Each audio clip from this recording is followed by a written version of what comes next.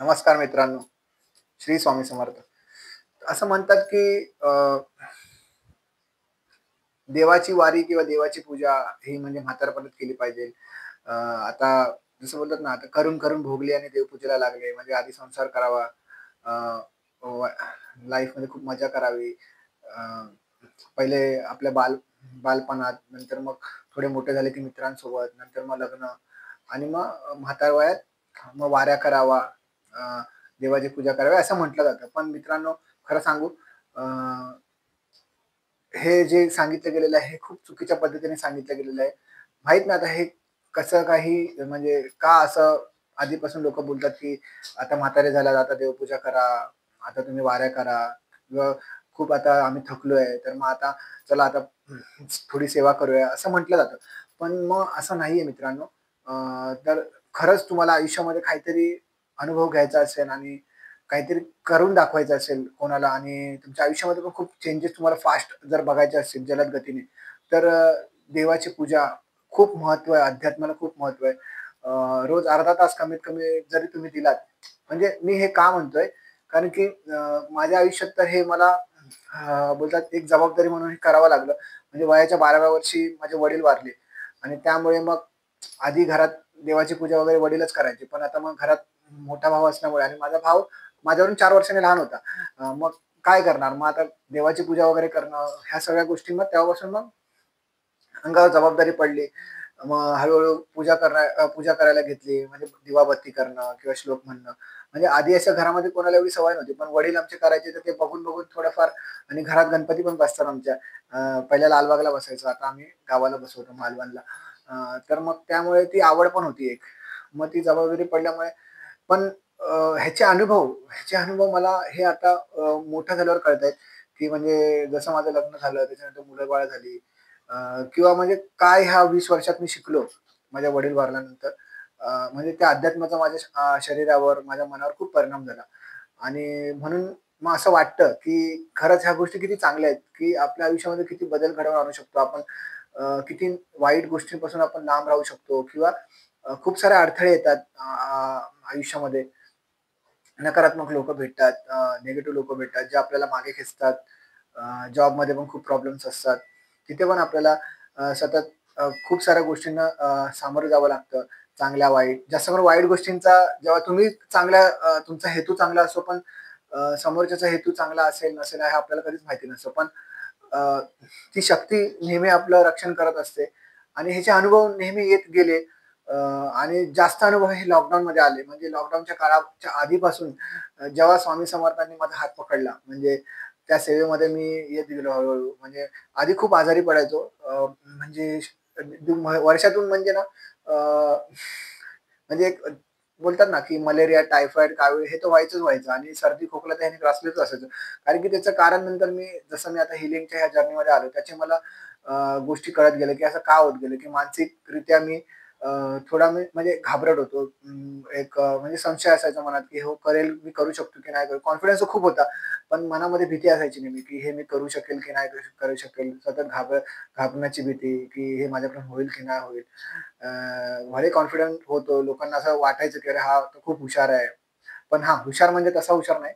म्हणजे बोलण्याच्या बाबतीत वगैरे हुशार होतो. अभ्यासामध्ये हुशार होतो, पण एवढा नाही की 100% पडायचे. हां, 70-80% पडलेले आहेत. पण पण एकच गोष्ट होती आयुष्यामध्ये, की ह्या 2 गोष्टींमुळे मी खूप खूप प्रगती करू शकलो आयुष्यामध्ये. एकतर सकारात्मकता मी कधीच खचलो नाही. नेहमी असाच विचार केलो, की कोणतीही तरी शक्ती आहे जी माझ्यावर लक्ष ठेवते आणि जी माझी काळजी घेते. त्यामुळे मी फक्त माझे कर्म करत गेलो, मी प्रयत्न करत गेलो आणि दुसरं म्हणजे ह्या अध्यात्माने मला खूप खूप मदत केली. आणि घरात 2 टाईमाची पूजा करणं, त्यामुळे शरीरामध्ये खूप बदल होत गेले, मनावर खूप बदल होत गेले आणि स्वतःला खूप सावरू शकलो. आणि कधीच म्हणजे असं वाटलं नाही, की मी हरणार. मला असं वाटायचं, की मी नेहमी जिंकणारच आणि त्या हेतूनच मी पुढे अ, चालत राहिलो. तर अध्यात्म का करावा, की अ, लॉकडाऊनमध्ये जो काळ होता लॉकडाऊनचा तो अतिशय खूप वाईट काळ होता आणि अध्यात्माचे सर्वात जास्त अनुभव म्हणजे खूप चांगले अनुभव मला आले. जसे की 2017 पासून म्हणजे स्वामी समर्थांच्या सेवेमध्ये खूप रुजलो. म्हणजे डॉक्टर पण भेटले, ते पण स्वामींची सेवा करायचे. मग त्यांनी मला आजारातून बाहेर काढलं. म्हणजे होमिओपॅथिक ट्रीटमेंटमध्ये मी म्हणजे तेव्हापासून ॲलोपॅथी पूर्णपणे बंदच झाली आणि मग होमिओपॅथिक ट्रीटमेंटमध्ये पूर्ण मग माझी सर्दी, माझा खोकला, मला जी कावीळ, टायफॉईड वगैरे व्हायचं ते सगळं पूर्णपणे बरं झालं. म्हणजे विचार करा बघा कसं असतं, की स्वामी तुम्हाला प्रत्येक ठिकाणी मदत करतात.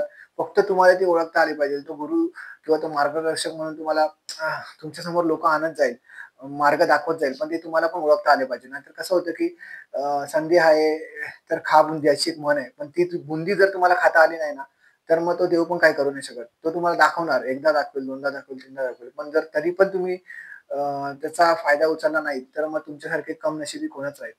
तर मग असं झालं, की मग कंप्लीटली मी बरा झालो त्याच्यातून, त्या मार्गातून म्हणजे आजारपणातून बाहेर आलो. हळू मला कळालं, की मी आजारी का पडायचो? तर माझ्या मानसिक विचारांमुळे. मनात सतत भीती. मग ती भीती का यायची? तर त्याच्यामागे खूप कारणं होती. वयाच्या 12व्या वर्षी वडील वारले. मग त्याच्या आधीचा काळ, नंतरचा काळ, खूप कष्ट, खूप स्ट्रगल होते लाईफमध्ये. मग त्याच्यामुळे त्या वातावरणामध्ये आजूबाजूचं वातावरण जिथे राहायचो तिथे मग म्हणजे वातावरण लोकं तर चांगलेच होते. पण अ, असतात ना वाईट लोकं पण असतात. जी नेहमी आपला वाईट विचारच करत असतात किंवा मग चरस घेणारे लोकं, दारू पिणारे लोकं, सिगारेट पिणारे लोकं. त्याच्यामध्ये आपल्याला पण मग तशी वळणं लागतात किंवा आपण पण त्याच्या आहारी जातो. तर अशा लोकांमध्ये राहिलो, वाढत गेलो. पण एक विश्वास होता, एक होतं की स्वामींनी कधीच हात सोडला नाही. त्यांनी नेहमी सांगितलं मला, की म्हणजे कळत-नकळत, की "तू जर काहीतरी चुकतोयस, तर तू चुकतोयस, तर त्याच्यातून बाहेर ये." आणि अशा वेळी मी बाहेर निघालो पण लगेच. म्हणजे ते संकेत भेटायचे आपोआप, की म्हणजे असं वाटायचं कुठूनतरी एक बोलतात ना, एक सिक्स्थ सेन्स, की असं एक आवाज यायचा, की नाही बाई हे चुकतंय काहीतरी. तर तशा गोष्टी घडत गेल्या आणि मग जसं लॉकडाऊन लागला. लॉकडाऊनच्या आधीच म्हणजे 2019-20चा जो काळ होता त्याच्या आधीच म्हणजे कसं असतं महाराज बघा कशी सेवा करून घेतात आपल्याकडून, की घरात पादुका येऊन गेल्या स्वामींच्या. घरात जे आमचे गुरु होते ज्यांच्यामुळे मला आयुष्यामध्ये खूप बदल घडला. ते गुरु पण घरात येऊन गेले. त्याच्यानंतर अक्कलकोटला गेलो, गाणगापूरला गेलो, गिरनारला जाऊन आलो आणि जसं जाऊन आलो आणि त्याच्यानंतर लॉकडाऊन लागला. म्हणजे कशी सेवा महाराज करून घेतात आणि त्यानंतर त्या सेवेमध्येच मग लॉकडाऊनमध्ये मग गुरुचरित्रामृत अ, माफ करा, श्रीपाद शिवल्लभ चरित्रामृतचे खूप सारे पारायण झाले माझ्याकडून. स्वामी चरित्र सारामृत वाचलं गेलं. स्वामींचं नामस्मरण म्हणजे अशा गोष्टी घडत गेल्या आपोआप आणि हे करून घेतले म्हणजे हे स्वामींनीच करून घेतलं माझ्याकडून. आणि तो ओरा होता, ती शक्ती होती ना, ती एवढी पॉवरफुल होती, की लॉकडाऊनच्या काळामध्येच मला मित्रांनो की मला 2 जॉब लागले. नवीन जॉब 2. म्हणजे लोकांचे जिकडे जॉब चाललेले आणि तिथे मला 2 जॉब स्वामींच्या कृपेने लागले. मेहनत तर मी करतच होतो आणि सर्वात हे करता-करता म्हणजे लॉकडाऊनमध्ये मला त्रास नाही झाला बिलकुल. म्हणजे कधी स्ट्रेस नाही आलं, की लोक खूप वैतागायचे, चिड-चिड करायचे, की "अरे बाहेर जायला भेटत नाही." घरामध्ये पण मुलांचा त्रास किंवा बायकोचा त्रास किंवा आई-वडिलांचा त्रास असं कधीच जाणवलं नाही आणि काम पण व्यवस्थित होतं. ऑफिसचे पण कामामध्ये पण म्हणजे असं कधी स्ट्रेस निर्माण नाही झाला. म्हणजे खूप शांत मन असायचं. चंचल मन काहीच नसायचं आणि एकदम सेवेमध्ये खूप मग त्यामुळे काय झालं, की लॉकडाऊनमध्ये अर्ध्या तासाच्या जागी 2 तासाची सेवा होत गेली. महाराजांना पोथी वाचणं, नामस्मरण करणं, मंत्रजाप करणं, ह्या गोष्टी आपोआप घडत गेल्या. म्हणजे मी असं काही मनाने ठरवलं नव्हतं आणि मला ह्या गोष्टी माहीत पण नव्हत्या.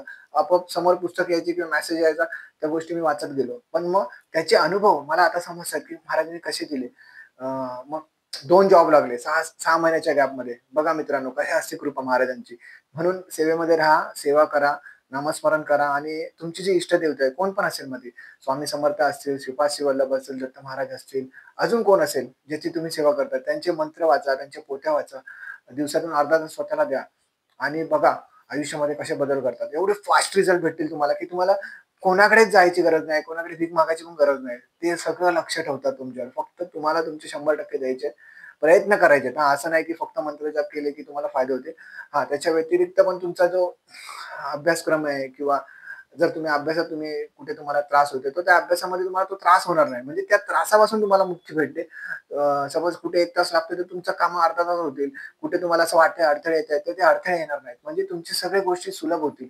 तर त्याचे फायदे तुम्हाला जाणवतील आणि जी चिडचिडपणा किंवा उशिरा उठणं आणि मेन काय होतं, की पारायण केल्याने किंवा ह्या पोथीचं जे आपण वाचन करतो डेली, त्याच्यामुळे आपल्याला चांगल्या सवयी लागतात, की सकाळी सपोज तुम्ही एक 7चा टाईम धरला, तर मग 6लाच उठणं, अंघोळ वगैरे करून 7लाच बसणं. मग त्यामुळे ती सवय लागते अंगाला, शरीराला, मनाला आणि त्यामुळे मग तुमच्या बॉडीमध्ये, तुमच्या शरीरामध्ये पण चांगले बदल घडतात.